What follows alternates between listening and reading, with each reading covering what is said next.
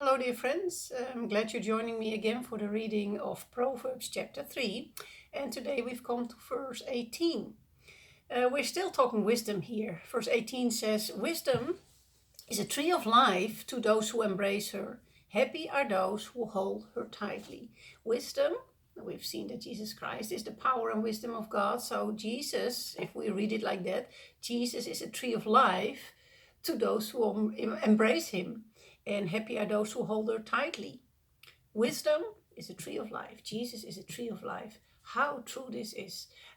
It really reminded me of the words that Jesus spoke in the Gospel of John, where he says, I am the true vine, and you are the branches, and you have to stay connected to me.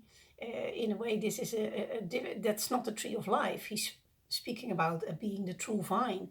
But of course, the tree of life is mentioned in the Bible several times. First in Genesis, beginning of the Bible, where the tree of life and the tree of knowledge of good and bad were both in the Garden of Eden. And it comes back in Revelation, the last book of the Bible, where it's mentioned several times that the believers will be able to eat from the tree of life, the tree of eternal life. But anyway, wisdom is the tree of life, so it's a comparison. And since we are comparing, we can say, okay, so Jesus compares himself to a vine, to a tree. And he says, I'm the true vine, and maybe we should read it. Let me see, John chapter 15, verse 1. Jesus says, I'm the true grapevine, and my Father is the gardener. And let me see, verse 4, remain in me and I will remain in you. For a branch cannot produce fruit if it is severed from the vine. And you cannot be fruitful unless you remain in me.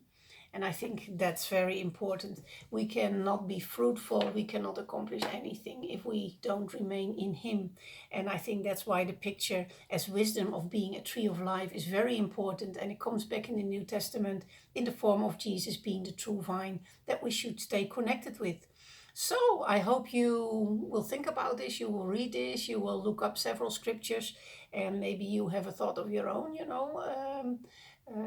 that is connected with this verse in Proverbs. But whatever the case, I hope it will enrich you, it will encourage you, and I hope to see you tomorrow. Bye.